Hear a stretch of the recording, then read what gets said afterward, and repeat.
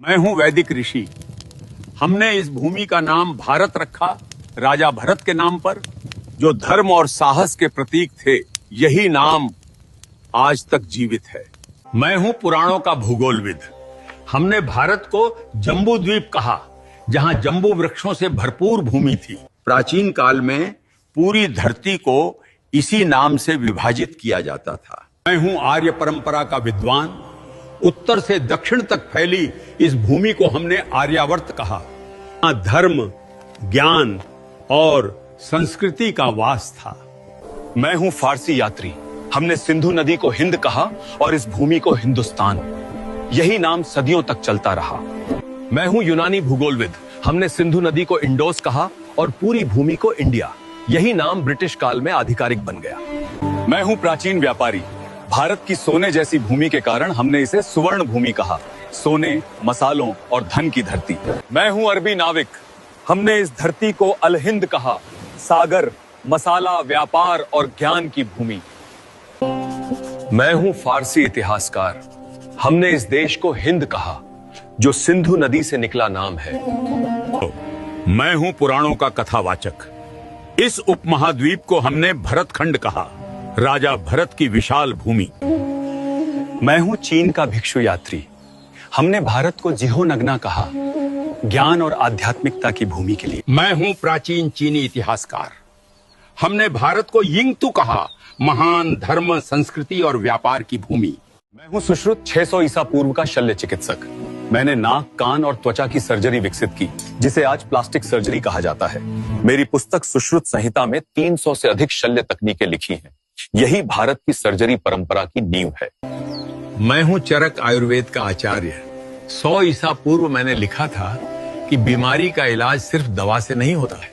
शरीर, मन और भोजन, तीनों का संतुलन जरूरी है। मैंने सिखाया कि हर पौधा दवा है और हर भोजन औषधि बन सकता है। मैं हूं प्राचीन भारत का नेत्र चिकित्सक।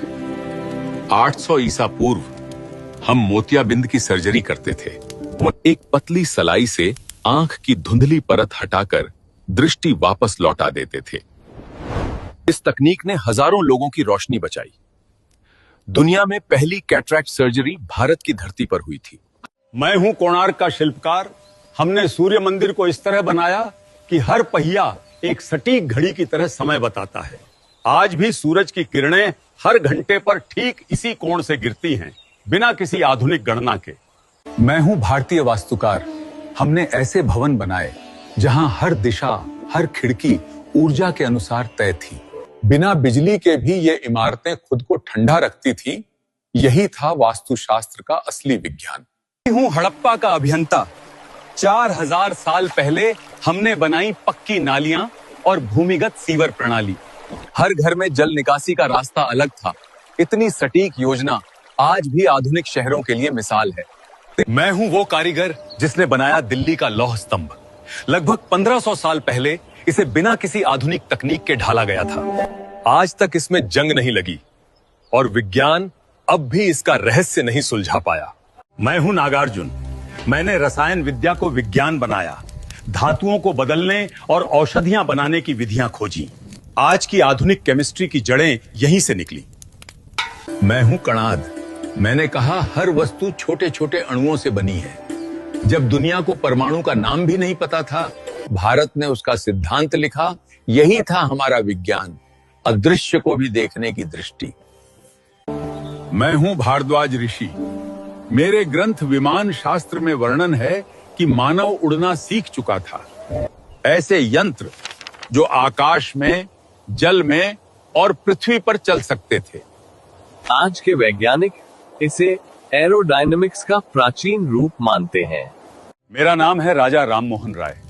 मैंने 1829 में सती प्रथा को रोका, ताकि स्त्रियों को फिर से जीने का अधिकार मिले। मैं हरविलास शारदा हूं। 1929 में मैंने बाल विवाह निषेध कानून बनाया, ताकि बचपन मुस्कुरा सके। मैं सावित्रीबाई फुले हूँ। 1848 में मैंने लड़कियों के लिए पहला स्कूल खोला, ताकि ज्ञान पर सबका अधिकार बने। मैं हूं ईश्वर चंद्र विद्यासागर। मैंने 1856 में विधवा पुनर्विवाह कानून बनवाया, ताकि हर स्त्री को सम्मान मिल सके। मैं हूं मौर्य सम्राट अशोक।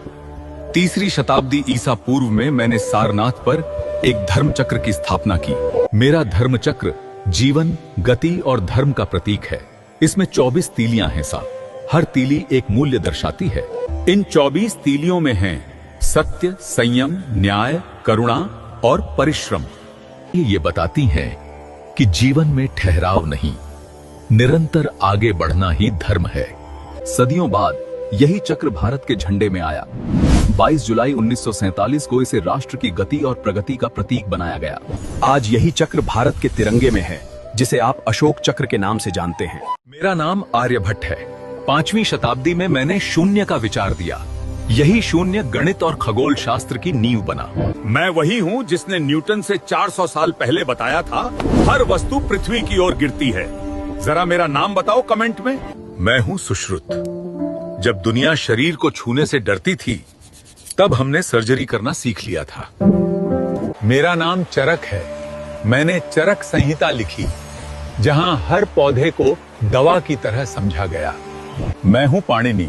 मैंने संस्कृत व्याकरण को सूत्रों में बांधा।